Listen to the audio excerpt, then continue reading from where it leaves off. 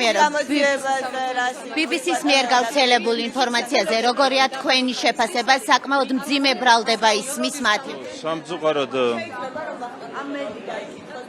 სამწუხაროდ BBC, რომელიც იყო თავის როზე მაღალი რეპუტაციის მქონე ტელევიზია, დღეს ასეთ სიძველეს ავრცელებს, უფრო დეტალურ ინფორმაციას გავრცელებს ამ თემაზე, რა თქმა უნდა, შინაგან საქმეთა მინისტრი, შინაგან საქმეთა სამინისტრო, მაგრამ წინასწარ შემიძლია გითხრათ, რომ სამწუხაროდ BBC-ს ხელით გავრცელდა აბსოლუტურად ტყუილი ინფორმაცია. არ შეიძლება BBC, საერთაშორისო მედია, ხელმძღვანელობდეს იგივე სტანდარტებით, როგორც ხელმძღვანელობენ ფეიქ ტელევიზიები საქართველოში, ხო? თუმცა ჩვენ ხედავთ, რომ აბსოლუტურად გათანაბრებულია სტანდარტები, უარყოფითი გაგებით. მარტივი ტყუილით შეიძლება იკადროს ტელევიზიამ BBC-მ ამ შემთხვევაში, რაც არის ძალიან სამწუხარო და დასანები. ტყუილი არის ტყუილი. ტყუილი არის ტყუილი, დანარჩენი ყველაფერი არის. ტყუილი არის ტყუილი, დანარჩენი ყველაფერი არის მეორე ხარისხოვანი, როდესაც BBC კადროლობს ტყუილს, ამას შეიძლება სათანადო შეფასება.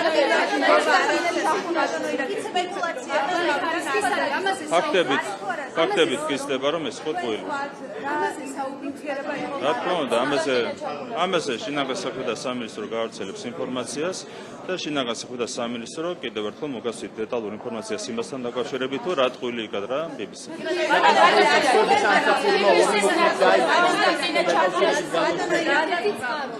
ვახტანგ გომელაური და დარახველი შარშან ამბობდნენ, რომ ნივთიერება იყო გარეუბნი და ვიხარი, თქვენ იყავით, გეგა გელაძე არ იყო შინაგან საქმეთა სამინისტრო. თავისთავად ის ფაქტი, რომ ჩახუნაშვილის დასკვნა ეყრდნობა BBC, ეს უკვე მეტყველებს ამ ტელევიზიაში სტანდარტების დონეზე, ხო? ეს დონე არის ძალიან დაბლა დასული. ყველას ძალიან კარგად მოეხსენება, რომ მამაშვილი ჩახუნაშვილები არიან რადიკალური აქციების ხუნხურვალე მონაწილეები. ერთ-ერთი მათგანი მონაწილეობდა პრეზიდენტის სასახლეზე შტუმში, როდესაც ასეთ ადამიანებს ეყრდნობა BBC, ეს უკვე ტრაგიკული მოვლენაა, დანარჩენზე არც ხერს კომენტარს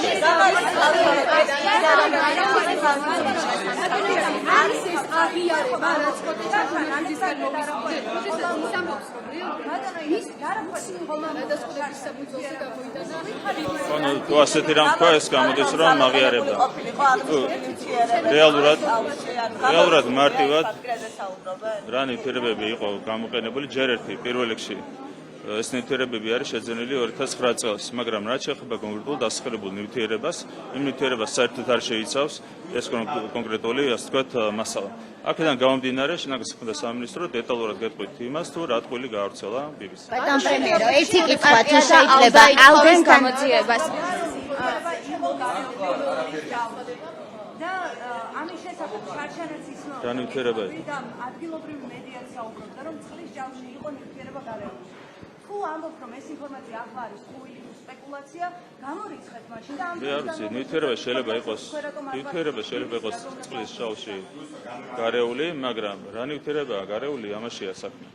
BBC მიკადრა ტყუილი ზუსტად ამასთან დაკავშირებით შინაგან საქმეთა მინისტრი გაგიზიარებს დეტალურად. ბატონ პრემიერო, ალეკო ელისაშვილზე მინდა გკითხოთ, თუ შეიძლება. გაგიზიაროთ ინფორმაცია, შინაგან საქმეთა მინისტრი დაუყოვნებლივ გაგიზიარებს ინფორმაცია. იგი უბრალოდ მე საერთაშორისო გამოცდილებების ცხოვლის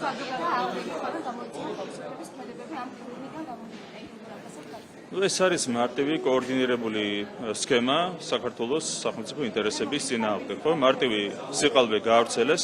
ალდა მე მგონი იმაზე უფრო უნდა წუხდეს, რომ მისი პარტიის ერთ-ერთი ლიდერი ტერორისტულ აქტს აწყობდა თბილისის ცენტრში, ხო, სასამართლოს შენობაში. ამაზე უნდა წუხდეს ალდა და ამ დროს მათ აქვს ყურადღების გადატანის მცდელობა იმ სიყალბის გამოყენებით, რომელიც გავრცელდა ერთ-ერთი ფეიქ ტელევიზიის მხრიდან, ხო? ასე გაირკვა, რომ ფეიქ ტელევიზიამ გაავრცელა კონკრეტული ყალბი ინფორმაცია. ბატონ პრემიერო, სწორედ აი ამ თემაზე გითხავთ, ალეკო ელისაშვილიდან გამომდინარე.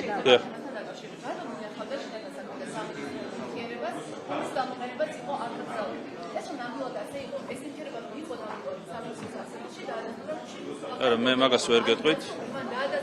შინაგან საქმეთა სამინისტრო და პირადად მინისტრი გაგიზიარებთ ინფორმაციას ყველასთან დაკავშირებით და ამით დადასტურდება, რომ რაც გაავრცელა BBC-მ, ეს იყო სრული სიყალბე. ბატონ პრემიერო, ერთი კითხვა თუ შეიძლება ალდესთან დაკავშირებით. ბატონო პრემიერო. BBC-ის სიყალბეზე BBC-ს სიყალბეზე მე პასუხისმგებლობას ვერ ავიღებ.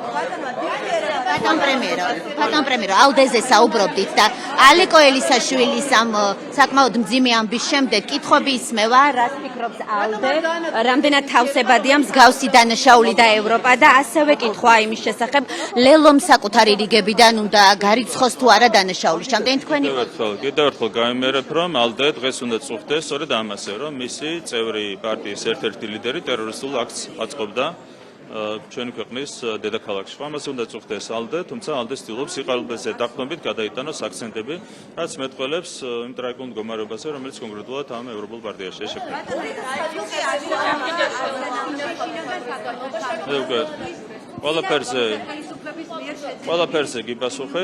ყველაფერზე გიპასუხეთ, რა ნივთიერება იყო გამოყენებული, ამაზე გიპასუხებს შინაგან და მინისტრი.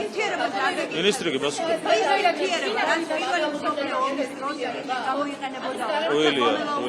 რომელი პირველი მსოფლიო ომი გახდა?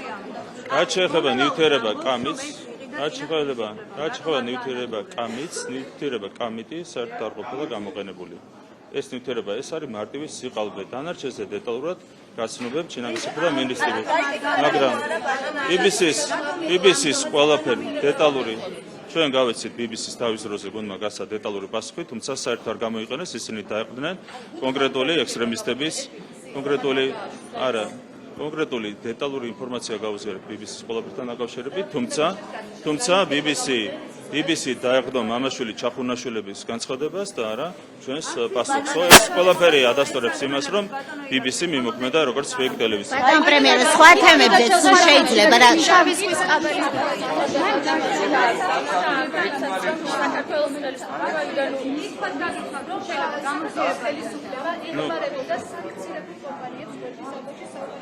ირანულ კომპანიებს არგუმენტება თუ წერია ირანში მაგალითად ვიზიტები საგარეო ვაჭრობა და ასე შემდეგ და ამტკიცებს კიდევ შემდეგ რომ ისეთი კომპანიები ოპერირებენ საქართველოში რომლებიც სანქცირებულები არიან აი ამ ნუ თინა ხიდაშელი არის უცხოური გავლენის აგენტი ქვეყნის ღალატებისთვის არ არის უცხო მოვლენა აქედან გამომდინარე ეს ანგარიშები რა თქმა უნდა არავის გვიგირს რაც შეეხება სპეკულაციებს იგივე ვიზიტის თემით ხო თქვენ ძალიან კარგად მოგეხსენებათ რომ იმ ვიზიტში მონაწილეობდნენ ასევე სომხეთის და აზერბაიჯანის ლიდერები თუმცა იქ თინა ხიდაშელებს არ დაუწყიათ სპეკულირება ამ თემით და არც საერთაშორისო თინა ხიდაშელებს დაუწყიათ სპეკულირება ამ თემით ხო ეს არის სამარცხვინო ღალატი რომელსაც უცხოური გავლენის აგენტები ჩადიან უკვე მრავალი წელია ბატონო პრემიერო შავი ზღვის წყალქვეშა კაბელზე გკითხავთ თუ შეიძლება აი არა ყოფილი შინაგან არ გამომიძალე საზოგადოება თქვენ აპირებთ რომ უჩივლოთ საზოგადოება ითხოვს საერთაშორისო გამოძიებას რადგან ნდობა ადგილობრივი საგამოძიებო უწყებების არ არსებობს ამ პროცესში ალბათ ნებათა ყელვა გამოიწვია ამ ამბავმა გუშინ თუ სოციალურ ქსელსაც დააკვირდებით ყველა ვინც აქციაზე იყო თუ აკვირდებოდა თუ ირგვლივ ცხოვრობს ყველასთვის პრობლემაა თუ ეს ინფორმაცია დადასტურდა და თუ კი ნდობა არ აქვს მათ სუცის მიმართ საერთაშორისო გამოძიება იქნებოდა თუ არა უფრო უკეთესი თქვენთვისაც კიდევ ერთხელ გავიმეორებ მარტივად ერთ რამეს შესაბამისი უწყებები გაქცევენ პასუხს ყველაფერთან დაკავშირებით მათ შორის გამოძიებასთან დაკავშირებით როგორ უნდა წარიმართოს გამოძიება რა თქმა უნდა BBC-ს ამ სიყალბეს გაეცემა სათანადო პასუხი ბატონ პრემიერო შავი ზღვის წყალქვეშა კაბელზე თუ შეიძლება შავი ზღვის წყალქვეშა კაბელზე თავად ევროკომისია თქვენ თანამშრომლებენ ამ მიმართულებით რას ნიშნავს როდესაც ერთი მხრივ ხედავთ მხარდაჭერას და როდესაც პოლიტიკურ გადაწყვეტილებებს ეხება საქმე როგორც სისტემის კრიტიკა აი ეს მომების ნუ შავი ზღვის კაბელის პროექტი ძალიან მნიშვნელოვანია ჩვენი ქვეყნისთვის აქედან გამომდინარე აქტიურად ვარ ჩართული ამ პროექტის პირველი ფაზის განხორციელებაში წინასწარ ხდება ვითარების შესწავლა რა თქმა უნდა ჩვენ მზად ვართ რომ გავაგრძელოთ თანამშრომლობა ევროპულ სტრუქტურებთან ამ პროექტის განხორციელების კუთხით. კარგია რომ მათ საკუთარი საინტერესო პროექტების ნუსხაში შეიტანეს, სამხედრო ინტერესის პროექტების ნუსხაში შეიტანეს. ბატონ პრემიერო, თუ შეიძლება გიორგი ბაჩიაშვილის საქმეზე, მტკვარი ჰესის საქმეზე ალეკო ყვარი ჰესის საქმეზე დაიწყო განხილვები. გიორგი ბაჩიაშვილი და ოპოზიცია ამტკიცებს, რომ ეს არის პოლიტიკური დევნა, მის წინააღმდეგ საქმეც არის პოლიტიკური. სწორედ ამიტომ გეკითხებით თქვენ არასამართლებრივ ნაწილში, როგორი არის თქვენი შეფასება მისი მხრიდან ყველა საქმესთან მიმართებით მუდმივად ისმის ბრალდებები, რომ პოლიტიკური დევნაა. არ შეიძლება პოლიტიკა იყოს ყველა კრიმინალის თავშესაფარი ამ ქვეყანაში, ხო? ხედავთ, რომ რამდენი ადამიანი ჩანიდენს დანაშაულს, ყველა ცდილობს პოლიტიკაში იპოვოს თავშესაფარი, ეს ხდება კონკრეტულად ბაჩიაშვილის შემთხვევაშიც, რაც არასწორია, ხო, ეს სტანდარტი დაამკვიდრა რადიკალურმა ოპოზიციამ ჩვენს ქვეყანაში, აძლევენ თავშესაფარს ყველა კრიმინალს, თუმცა, რა თქმა უნდა, საზოგადოება ხედავს ყველაფერს და საზოგადოება აფასებს ყველაფერს.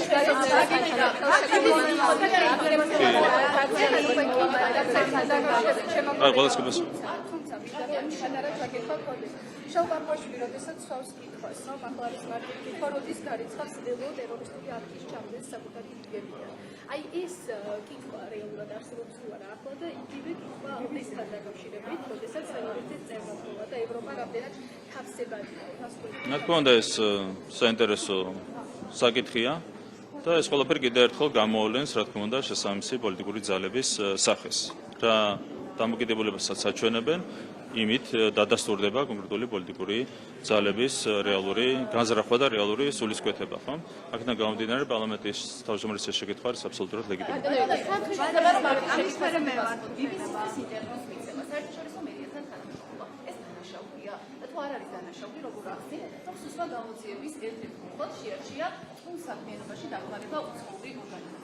როდესაც შენ ხელს უწყობ კონკრეტულ ორგანიზაციას სახელმწიფოს საზიანო ყალბი ინფორმაციის გავრცელებაში, ეს შეიძლება იყოს შეფასებული კრიმინალად, თუმცა მე არ ვარ ის სუბიექტი, რომელიც დანაშაულის კვალიფიკაციას ადგენს, ეს არის შესაბამისი უწყების საქმე, მაგრამ ზოგადად, არა, ყალბი ინფორმაციის მიწოდება სახელმწიფო ინტერესების წინააღმდეგ, ეს შეიძლება დანაშაულად ჩაითვალოს. ეს თუმცა მე არ ვაძლევ შტაბის-შვილება კი არა.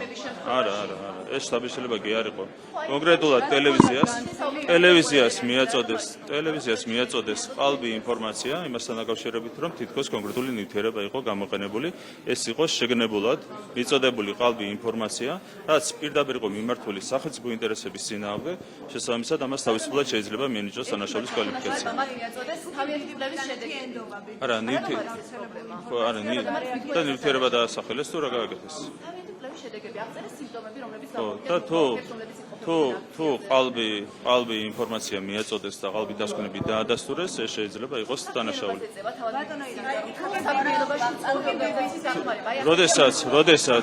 როდესაც კონკრეტული ტელევიზია შეგნებულად ავრცელებს სრულ ინფორმაციას, რაც მიმართულია საქართველოს ეროვნული ინტერესების წინააღმდეგ, ეს რა თქმა უნდა შეიძლება სამართლებრივადაც შეფასდეს როგორც სრული საქმიანობა.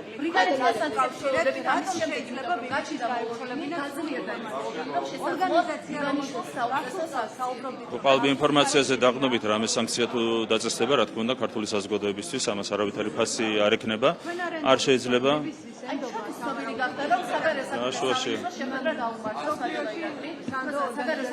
BBC ენდობა ჩახუნაშვილებს და ხა რაზეა ლაპარაკი? ჩახუნაშვილების დონემდე დავიდა BBC და არა.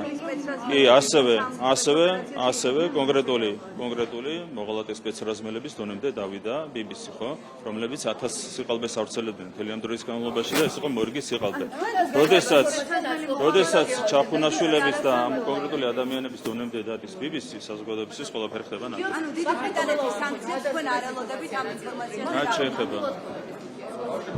რაც შეეხება კონკრეტულ დეტალურ ინფორმაციას, მოდით დავალოდოთ შინაგან საქმეთა სამინისტროს დეტალურ ინფორმაციას ისინი გაგიზიარებენ ამ ინტერვიუსთან დაკავშირებით.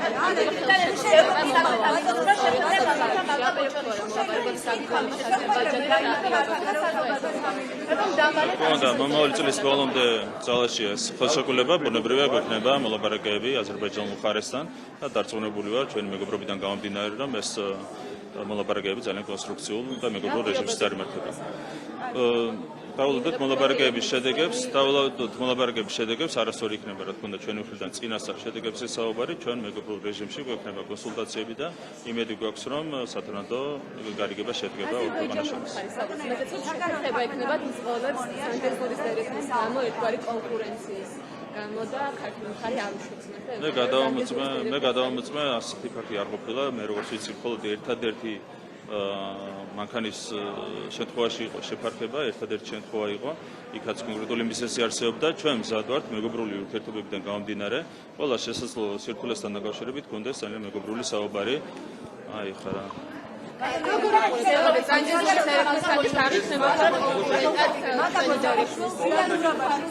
შეხვედრები სტივენ დაუცთან ოქტომბრის ჯვარი მსხვერპლში, თუმცა ამის შესახებ ჩვენ არ ვიცოდით, თემთა პალატაში გაისვა კითხვა და კითხვა-პასუხით გავიგეთ, რომ დიდი ბრიტანეთის სახელმწიფო მინისტრი ხდებოდა საგარეო საქმეთა არც ერთი შეხვედრა არც ერთი არ ყოფილა. შეხვედრა არ ყოფილა არც ერთი, აქაც ტყუილი გავრცელდა. ბატონ დაუდთან იყო სატელეფონო საუბარი 1-2 აღარ მახსოვს, მაგრამ ეს იყო დახურული საუბარი, დახურული საუბრის შინაარსი და არც ფაქტი არ ვრცელდება ხოლმე.